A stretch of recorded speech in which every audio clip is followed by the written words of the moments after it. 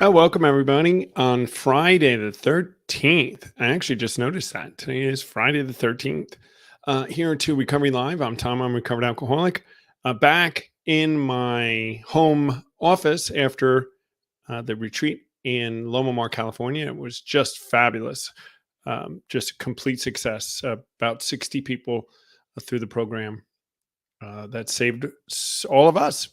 Anyway, I want to bring Lisa on today. Lisa is our wizard behind the screen today. She's going to come on and we're going to talk about a little bit about what's coming up. Lisa, you're a little bit overworked these days, right? A little bit. We decided to give Sarah some time off. So, I'm picking up the slack for her. She needs it though. She works hard. She deserves it. Lisa and I were talking this week and we're like 3 retreats in a week, two this weekend and one, right? Managing it. So we say, well, no rest for either of us. That's right. It's all good though. It's got me in the weeds with it. So I'm getting to see some familiar names and talk to some people I haven't talked to in a while. It's all good. So really, Lisa, this is, as you're well aware, this is probably one of the biggest, if not the biggest month for Came to Believe. Yeah. That we've had in the US anyway. 4 retreats in a month. 4 retreats in 3 weeks. Actually, 4 retreats in 3 weeks. Yeah, you're right. So, we're talking about, like 300 people going through the program. Yeah. All around the country.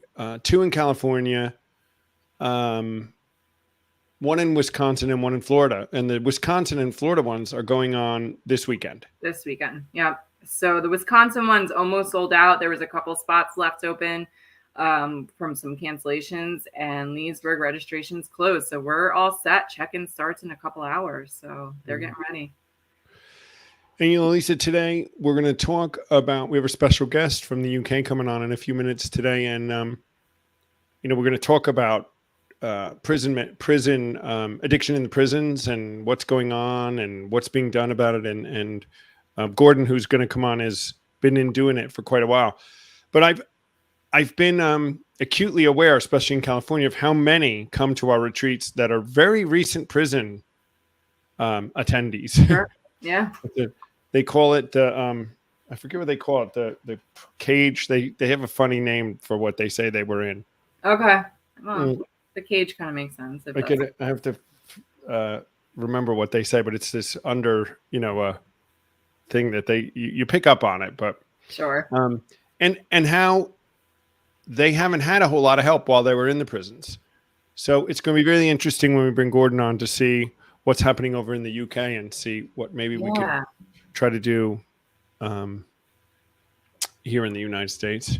And I'm excited for Gordon to be on. No offense, Tom, but I always say Gordon is one of my favorite virtual retreat speakers. He's just such a good teacher, and I always enjoy listening to him. And he always has some visual demonstration. So not to put you on the spot today, Gordon, if you're not prepared for the visual demonstration, but I'm always just intrigued and I love watching what you have to say. So I'm excited to see him today. Really good. Well, why don't we go ahead and bring Gordon on, and then we'll say hello to some of our guests. There we go. Hey, Gordon is joining us from Liverpool. No. Oh, no, definitely not. Manchester. Well, that was quite an aggressive no. That was definitely a no.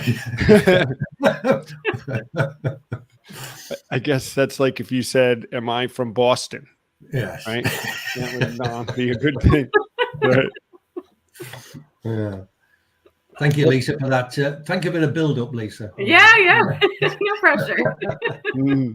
Hey, let's say hello to some of our guests today. Let's see who's with us, Lisa. Thad Johnson, he's a regular. Anna Branson, she's also a regular.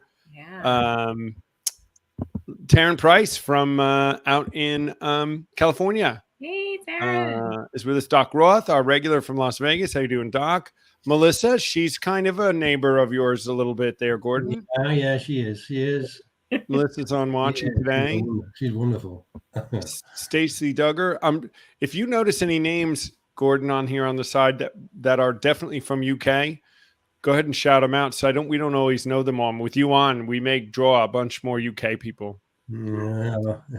Stacy Duggar from Florida. Yeah. Really good. Well, we're excited about what's going on with Came to Believe here in the United States, especially in these last couple months with the growth, Gordon. We've been into rescue missions, and we'll talk a little bit about that when we're talking, because that's run step from prisons. The rescue missions either going in or coming out. And we've been asked to come into some churches and some organizations here in Missouri and around who have had the same kind of things. They don't know what to do with these people, Gordon, and you and I do know what to do. So why don't we just get right into it, Lisa, and we will bring you on at the end, or Lisa will be running the shirt giveaway, right? Right. So remember, hashtag recovered. Hashtag recovered for the t-shirt. So anytime you put it in, your name will go on the list. So put it on, Doc Roth. I know you're going to put it on. And Wesley Branson from Kentucky. So we have Virginia, Kentucky, Florida, Las Vegas, California, Wales, Wisconsin, Minnesota, I think. We got the whole world on, Gordon. Got Indiana. See Carrie there. Indiana, Carrie. Perfect. All right, guys. Well, I'll let you get to it. I'll step out and I'll be watching. I'll see you in a little bit. All right. So, as we get going into this, first of all, I want to just let everybody know how Gordon and I met. We met about 7 or 8 years ago, right, Gordon? Yeah, that's right. Yeah, in Long Island. Right.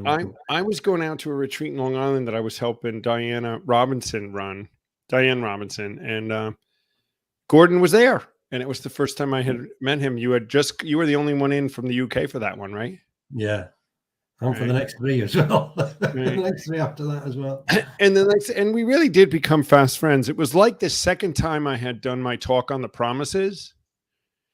And I remember that you and I bonded over lunch like immediately afterwards, because we both felt so strongly about the program the same way. Absolutely, yeah. We have Montana with us. That's new. So, and since then, we've been at retreats together in the UK. We've met in the UK, and we've been on virtual retreats together. And Gordon is one of our senior leaders and super advocate for Came to Believe over in the UK, and does many things along with running retreats. How many retreats do you actually run yourself every year, Gordon? About three. And are you going to do anything in Europe this year? There's something on the back burner, but I don't want to say anything at the moment. Okay, very good. But you have done them in Austria, Vienna, Poland, and Munich. And Munich. Yeah. Good. Yeah. There, Lisa just put that up, that you can go to that the UK website to look at all the retreats that are going on and meetings that are going on in the UK and Ireland that we have on that website, because there's a lot of stuff going on there too.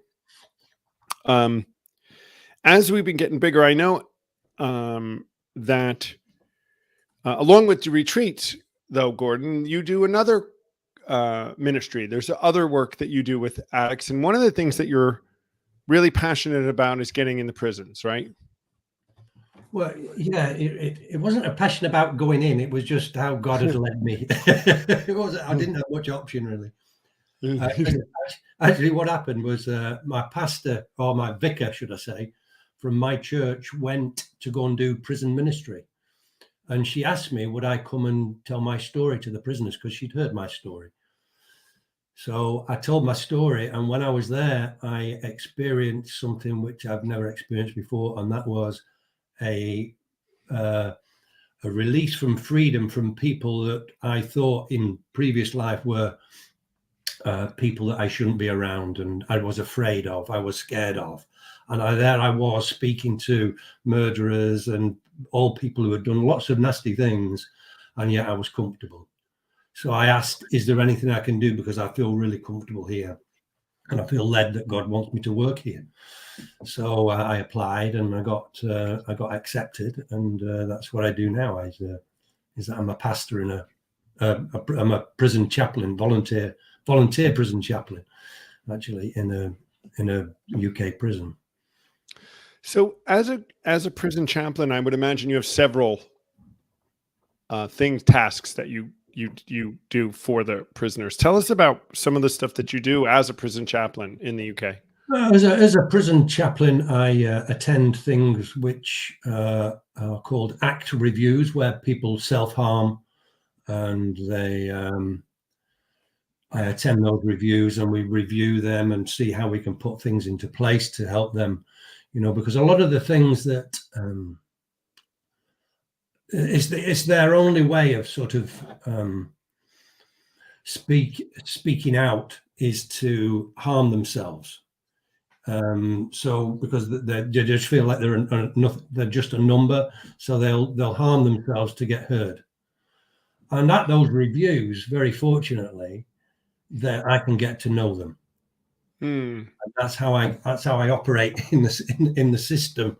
Is I get to know people through that ACT review, and then I'll speak to them afterwards if so. That's how I work in that system. But I have to look for and help people, all people, people, all different denominations. We're a multi-faith denomination, so there's all different denominations. But what I also do is that I can run courses, and that's what I came to believe. I really came to believe in that.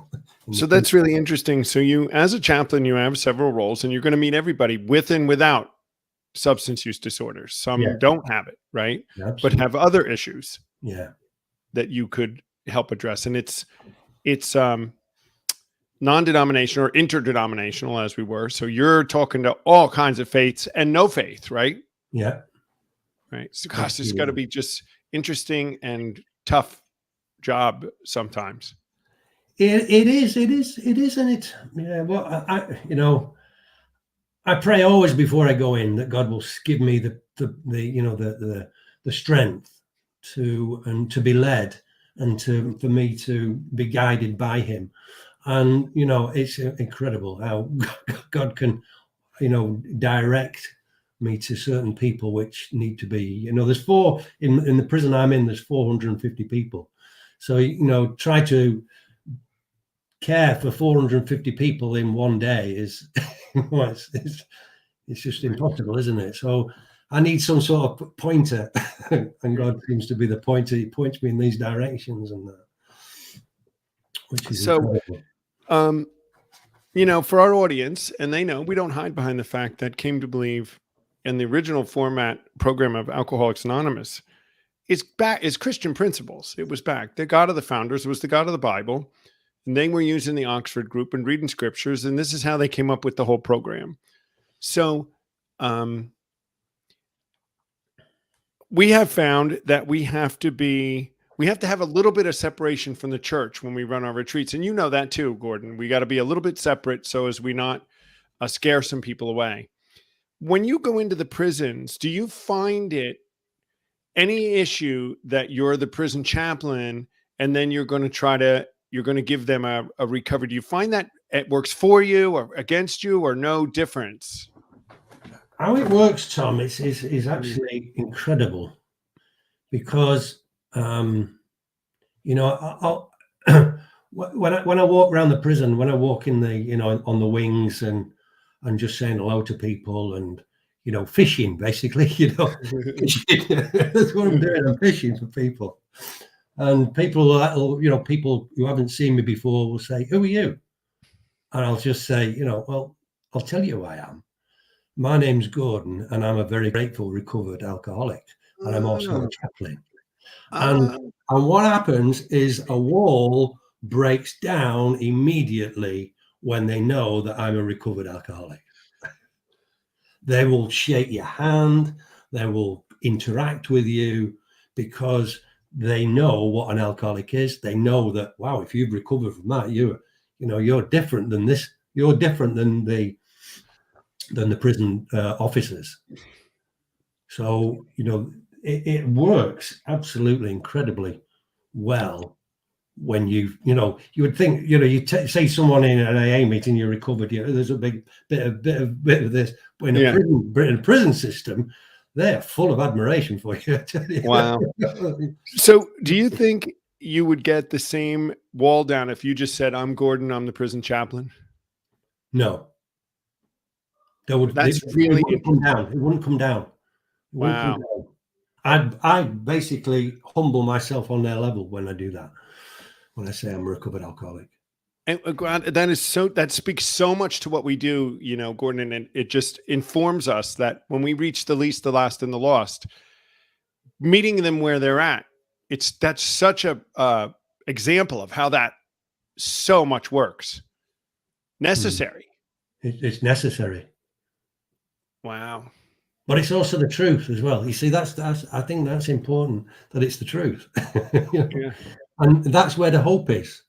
The people that I'm working with at the moment, that's where I give them that hope, is in that word recovered. And for you guys, we know that being recovered means that we got to work our 10, 11, and 12, right, Gordon?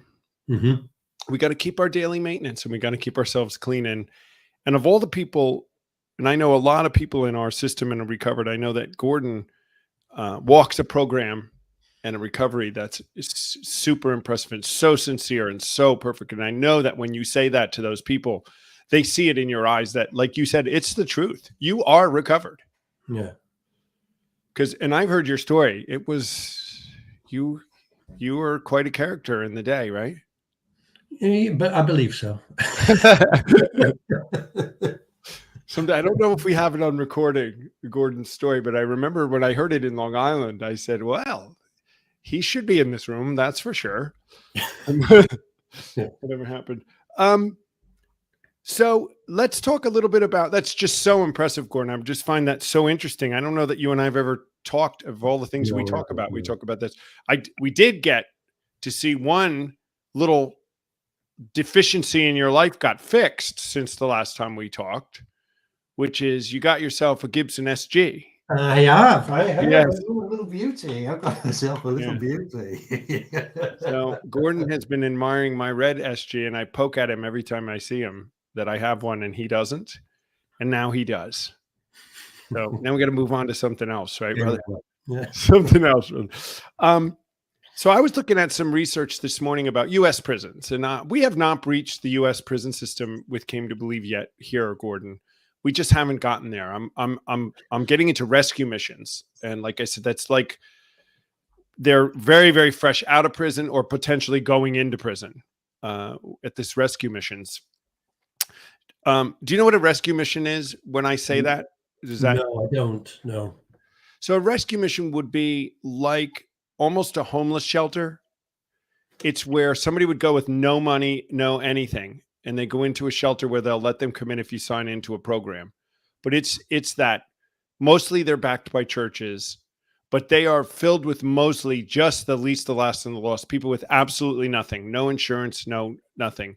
And they go in and they have to commit to some level of a program, and they give them job training, some basic skills education, and then some sort of addiction treatment, which we have found that they were very interested in what we do. So anyway, the people we met there were either, like I said, high percentage were just out of prison or hoping not to go in prison, and said that's their next step. But that rate of addiction with them was so high. I read this morning in some research in the U.S. that they think like something like 63% of everybody in the U.S. prisons has an active substance use disorder. Is that rate that high that you've found in the UK? But Tom, really, I think that from my experience of the prison that I'm in, obviously I can only speak of the prison that I'm in, I would say that 80% of people actually in there are in there because of drink or drugs, either killing someone because of drugs or killing someone because of the money to get drugs, or killing someone within drink or killing someone to get drink, and all those kind of things. There's always, amongst every person that's in that prison, nearly every person that's in that prison is there because of drink or drugs. It's absolutely, It's absolutely massive. Wow. I know that I've done some other research that in the U.S. said 40% of all violent crime involved drugs or alcohol. Yeah, they will more. I Um, would have thought. yeah, I mean that was a study done. Well, I think COVID has raised that Yeah. because everything has raised that. That's really something, Gordon. So there's a common. They're all criminals, so they're in there, but they're in for different things. But there's a real common malady going on in there, and it's drug or alcohol addiction is filling our prisons. It's filling it. Yeah, they're filling them. So it's that big. It's that big, Tom. It's unbelievable. And you're talking of a mega business, aren't you? Yeah. With drink and with drugs, especially, you are talking billions and billions of. It's a major thing, Right. Because the money's so high that there's a lot of people involved in that kind of stuff. Wow. So, and I think that's if we could solve, which is what we're trying to do. I know Came to Believe Recovery's vision is to end addiction, right? And that's everywhere. And to see it give families back. But I bet we could cut the prison population in half if we could end addiction, at least from what you say, maybe 80%. Yeah, I don't know about that, but anyway, well, we can help people who are wanting to be helped, I believe. So talk to me about, I think I've heard, and I knew from somebody else who was trying to get in another prison in the UK, Gordon. I don't know his name. I wouldn't reveal it here, but he had expressed to me the difficulty in getting in to the prisons and have access to these prisoners with a message of hope like you have. Was it difficult for you to really get in and be able to do what you do? Well, I'd done a 2-year ministry training course, not because to get into prison, but I'd done that anyway for my own benefit, and I think that helped. I think that helped me get where I have got to, and I think you just have to. There's a lot of different, the position that I'm in there is, I've got free access. Okay.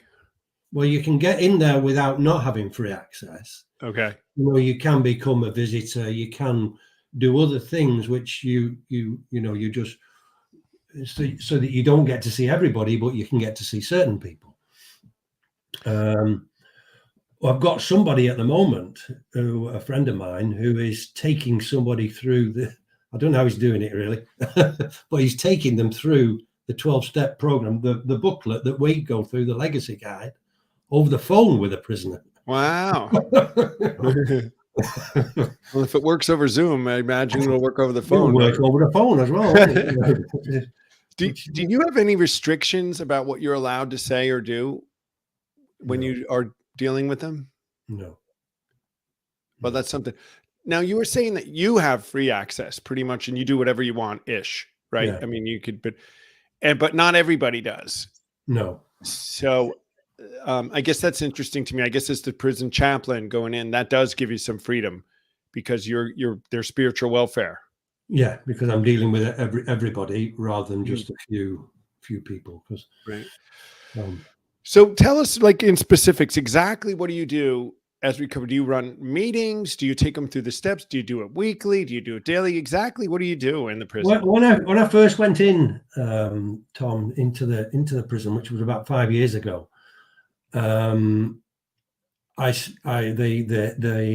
sort of the managing chaplain, I spoke to him about an idea I had of doing Came to Believe recovery, and he was excited and I started doing that, and I was doing classes of sort of 6 and 7 and that over. You see, one of the biggest problems you have is that you can only have a prisoner for say 2 hours in an afternoon. So your time restricted, and within the prison system, people will be going to the doctors, people will be going to the dentist, people will be doing this and that, and it's a very difficult system to work within. So I was doing these larger numbers, but once those larger numbers were done, it's, you know, they were all excited and everything, and the larger numbers started to dwindle. Then there wasn't that amount of people that were wanting to do it. You know, you wheeled out the people that wanted to come just to have the afternoon off. You know, yeah, I've got a problem. I just want to get out of my cell, you know, for the afternoon, and that kind of thing. So you've got all that sort of stuff happening in there. You've got other reasons why people want to come for different reasons, because they've fallen out with someone and they want to get off the wing, and or they even want to pass information and stuff to other people. So you've got all that kind of stuff working. It's not like a normal, you know, a retreat that you've just been to, like you've just been to California. You're dealing with a lot of different factors within that system. It's got to be so interesting. What percentage of them do you think you come to your of the 450?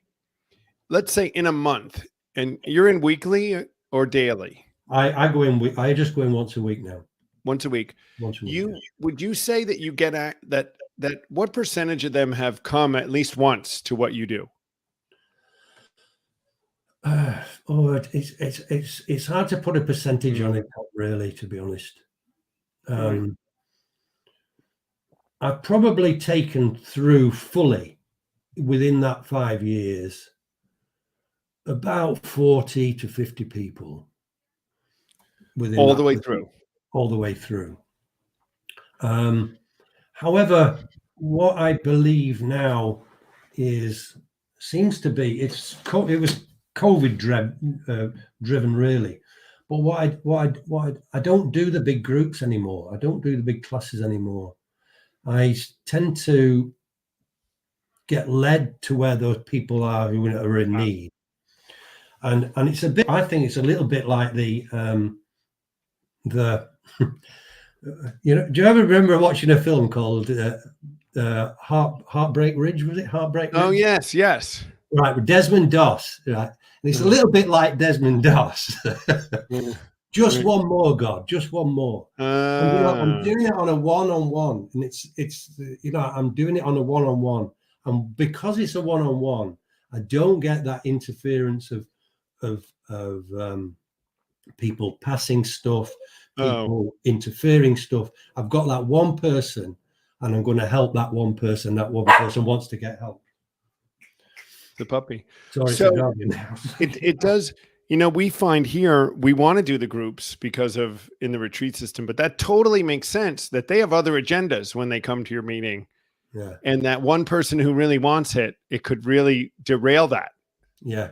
Because he won't be wanting to share anything because, you know, you're in that system. Yeah. You don't want to be sharing anything. Right. You can get taken advantage of and all sorts of things. So with the rate of the addiction there, and with what I've seen in my research here in the US and what we hear about, are you frustrated or disappointed with the effort that the prison system makes itself for you to get access? Like, what are they doing? How much support do they give you? How much are they addressing? Are they realizing that they have to really help with this addiction issue if they want to reduce recidivism? Well, the prison system has a in the UK, the prison system has a drug. It's called a DARS team, which is drug alcohol recovery service, and they, you know, obviously they help people with drug and alcohol addictions, but in a secular way of Right. avoidance and watching triggers and all that kind of, you know, all that kind of stuff. So yes, they do have that. They do have that system, and I do work with people within that system. And they'll say, you know, oh, why didn't you have a word with such and such a person? You know, and I will go and have a word with them and see where they're at. And sometimes they'll go to these drug and alcohol because they have to have that on their sentence plan. They've got to go to that on their sentence plan. So they've got to achieve a certain thing on the sentence plan. And once they've been through that, then I'll have a word. I'll take them through take them through then as well. But there's certain criteria that they have to fit for their parole. And you get people like that who'll just come because they might look good on their parole system, but Right. really, you know. So there's all those different factors which you've got to juggle about with.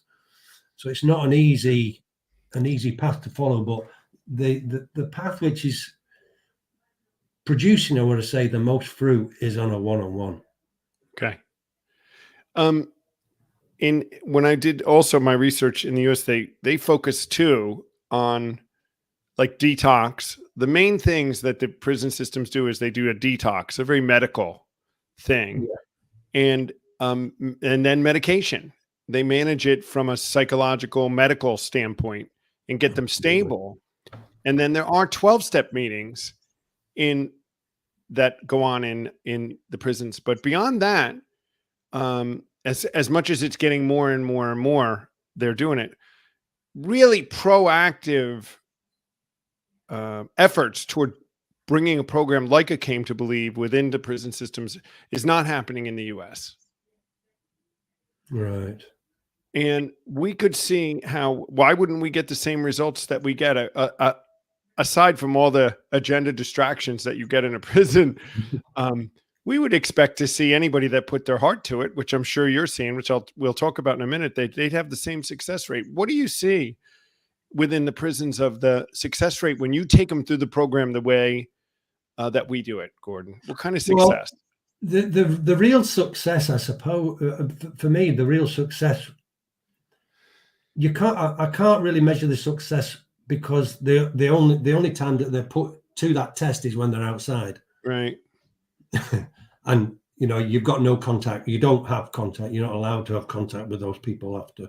Right. So once all I do is it's a bit, I suppose it's a bit like the retreats used to be, you know, we get them through the steps and then they're off on their own, you know, and leave them on their own. And so that's all I can do in the system is to tell them there is a solution, take them through that solution and help them with that solution so that when they do go outside, they've got a chance. You know, I've heard that too. You know, you've heard of foxhole prayers. You know, they got people that have foxhole. The people have prison prayers. I think, you know, when they're in prison, they're a captive audience. Like Carrie is saying here, some have to go through stuff to fulfill their plea agreements and your sentencing guidelines, like you said. So we don't know what their motivation is to do it. And then here's the rubber hits the road when they come out. Yeah. And were they interested anyway? Number one. And then what's out there for them once they come out? And in the US, something between 70 and 90%, Gordon, have no access to health insurance when they come out of prison. Right. So any kind of let's say somebody even wanted to go to a regular rehab or something right out of prison to get a jump start.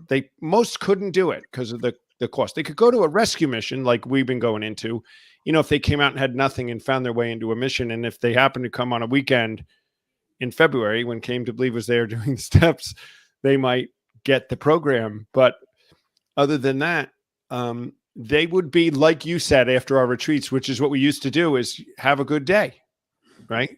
Do your 10, 11, and 12. But that was about all we did, right? Yeah, that's right.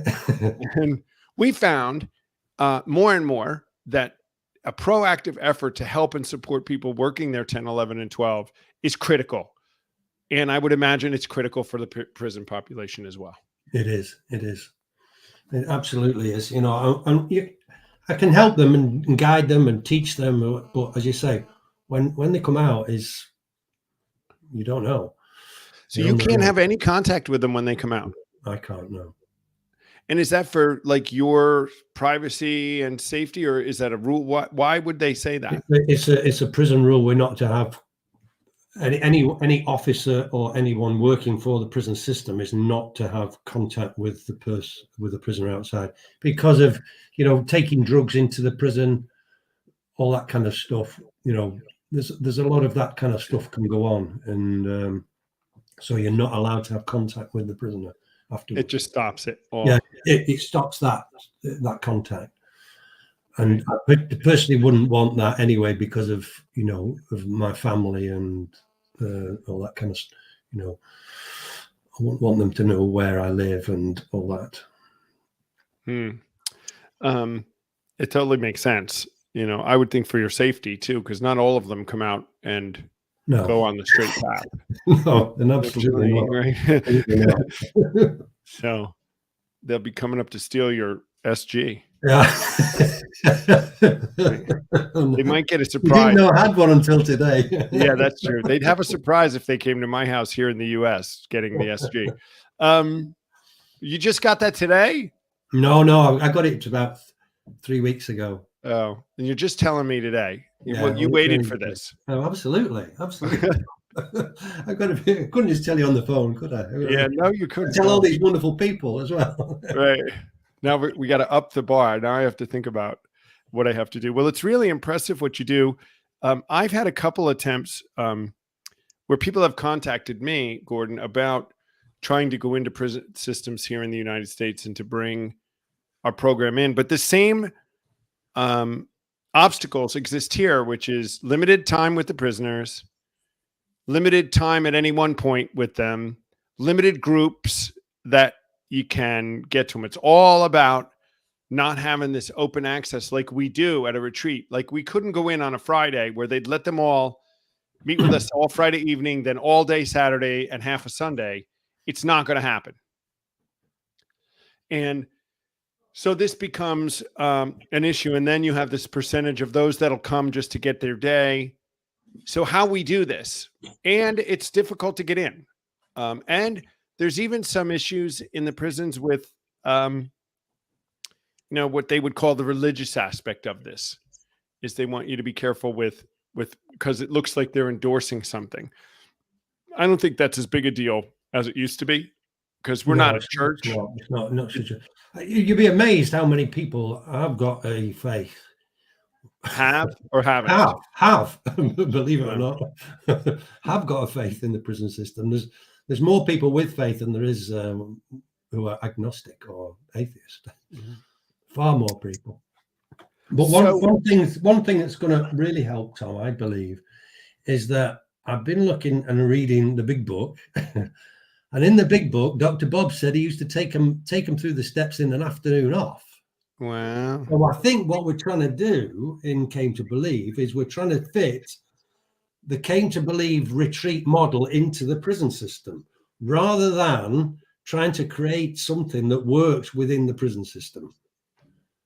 So I wanted to explore that in the next few months or so, in taking people through, if I can, in maybe 2 afternoons off.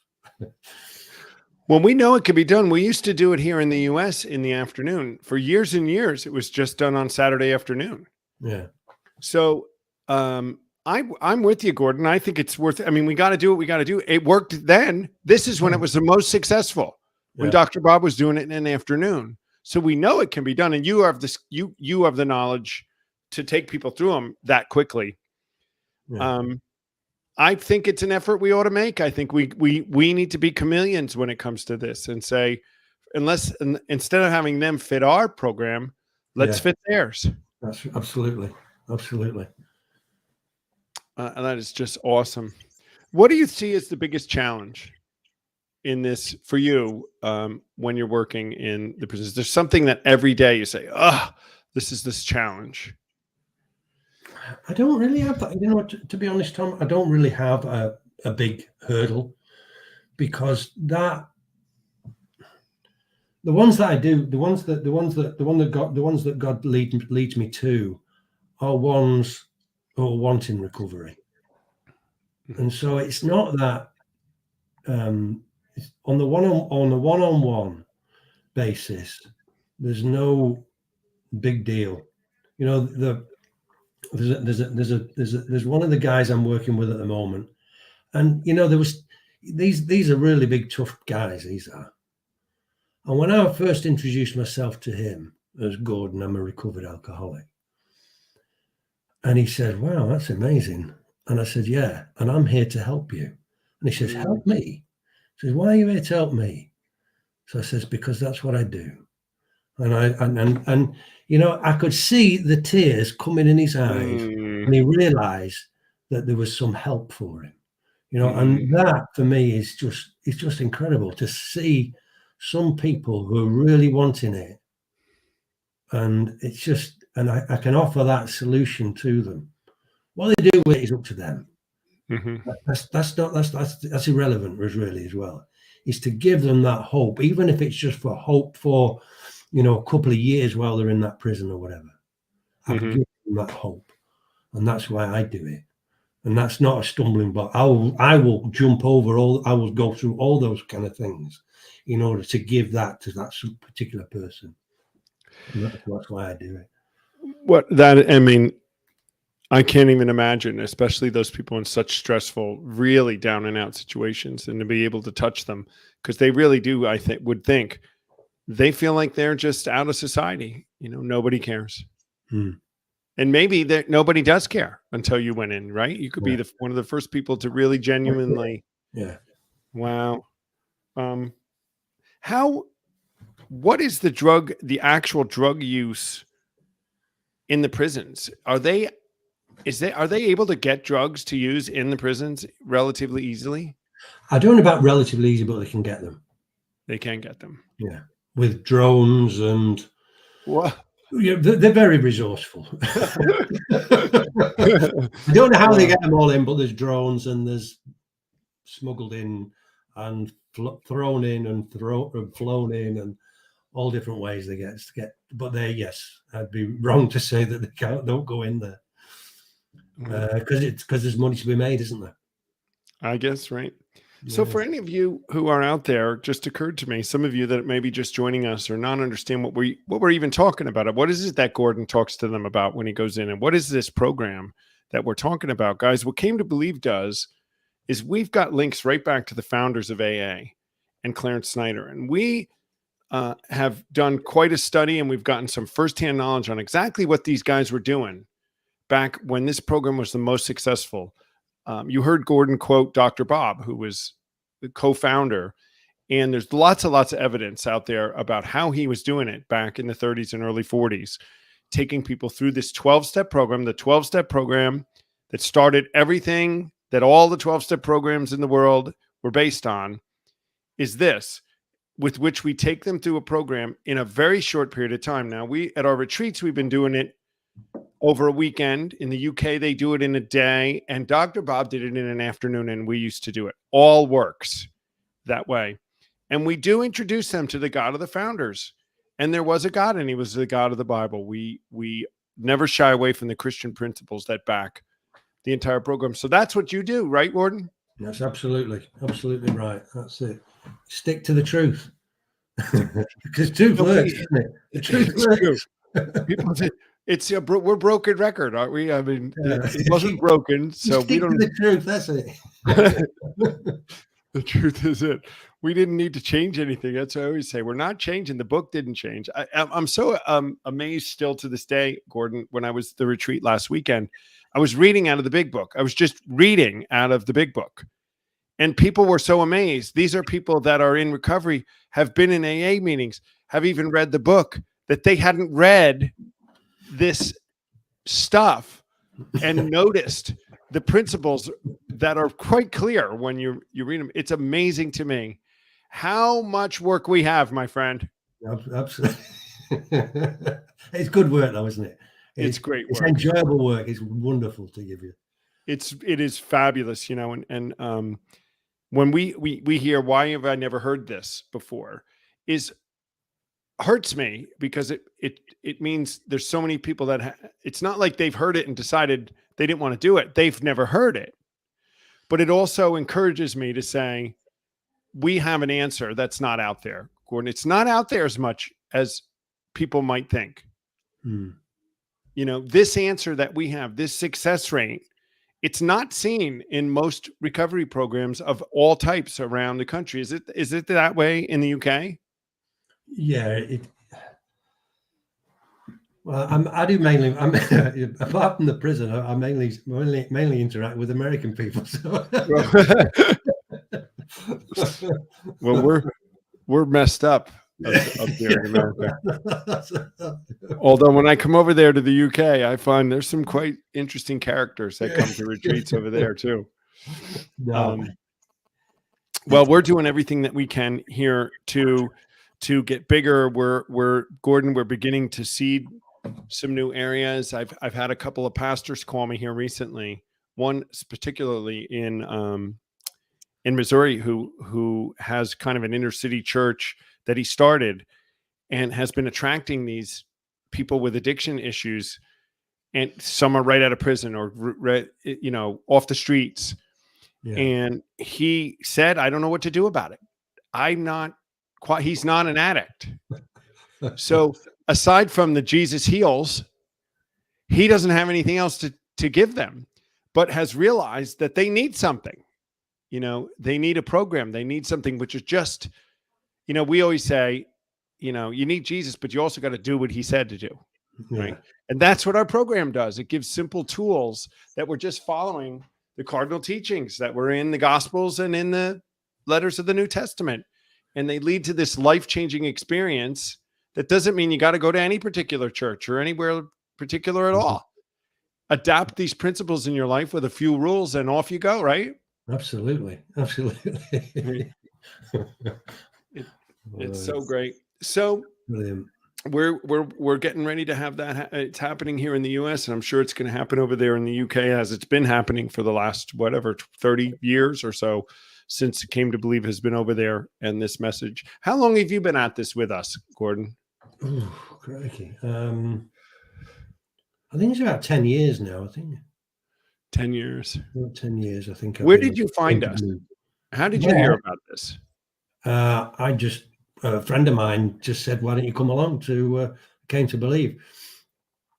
And you got recovered as a result of a retreat. Is that true? No, I came out of a treatment center after 4 months.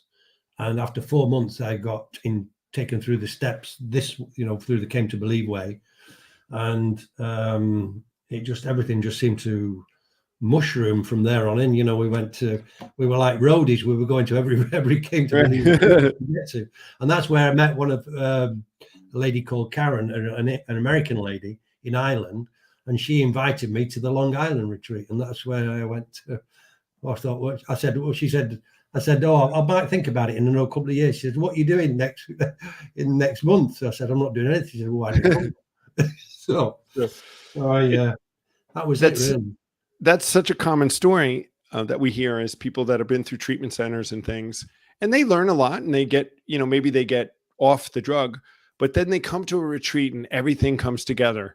And that's where they really begin to have that fourth dimension existence, is after they experience the retreat. Yeah, that's what happened for me. That was my experience anyway. It just lit something up inside of me, which I wanted more and more and more of that. It was like a thirst. I think the Bible, they call it a thirst, don't they? Or hunger, Yeah. I had that hunger and that thirst for more of it. Well, it's been just great having you on. I like to just hang with you anyway, Gordon. And thank you so much. And I would hope that you'd be willing to come back on again and talk to us about all things recovery and anything that's going on in the UK. We'd love to have you back sometime. I'll let you know how the Dr. Bob version goes. Ask me. Let me know how the Dr. Bob goes. And if there's anything any of us can do to help you or support you, I'm always there for you, brother. Absolutely. And we're going to get to play these SGs together one of these days. You guys were doing recording. I don't know how we're going to do it, but I'll have to take mine with me over there, or he'll have to bring it here. But one of these days we'll get to strum along, I guess. Yeah. So thanks again, Gordon, for coming on. Have a great, great weekend. And we'll see you again soon at either a retreat or back here on Recovery Live. Thanks. Absolutely. Thank you, Tom. Thank you. Yep. It's been a real pleasure. Yep. Thanks. Lisa, you want to come back on and we'll run the... Sure. Lisa's back now. I'm back. I got to say, that was interesting. I was in the background and I was like, how do I ask a question? I'm like, that's all right. It was fascinating though, and I loved all the comments of ways that drugs apparently get into the prisons. I had no ideas they used to use pigeons, and I don't know what a mud hole is, but that's something. So it was interesting. And the drones. Drones, right? Who would have thought drones? These day and age, I guess these tiny little drones, they come in. I guess, yeah, I was fascinated. It was such an interesting conversation, but some of what Gordon was saying reminded me of the Coursera conversations, of that harm reduction and just being there and saying, I'm here to help you. Like, it's that you're still human, you're a person.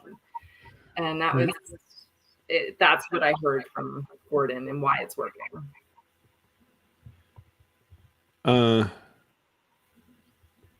Carrie Toon is giving us I think we want to just, yes. Oh, got it, D.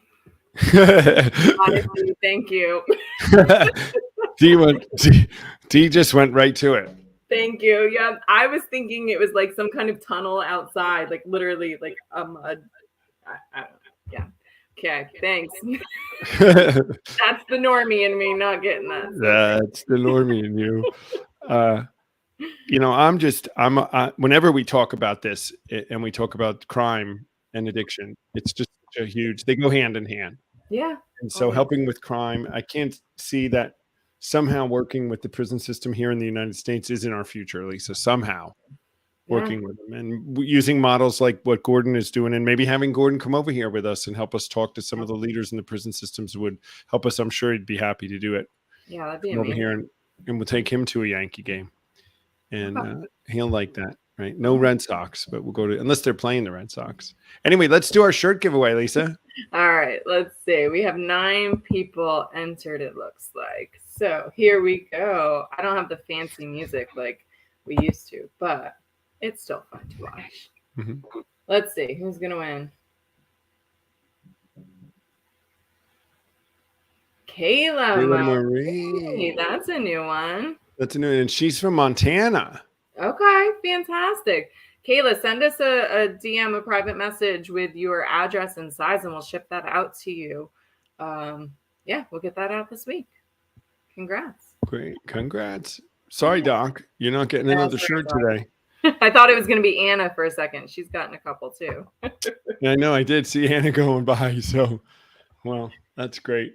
So another really, really great episode. A lot of great comments on the side about people really enjoying the conversation. So I think we're going to be having Gordon back sooner than later when we talk about it. And maybe we'll bring somebody from our side in and have a conversation with what goes on, and even the harm reduction stuff. It's all tied together, It is. And I don't know if you remember, one of our former coworkers, she did her counseling internship at a women's prison. And it'd be interesting. She might have an interesting perspective of what she saw when she was in there.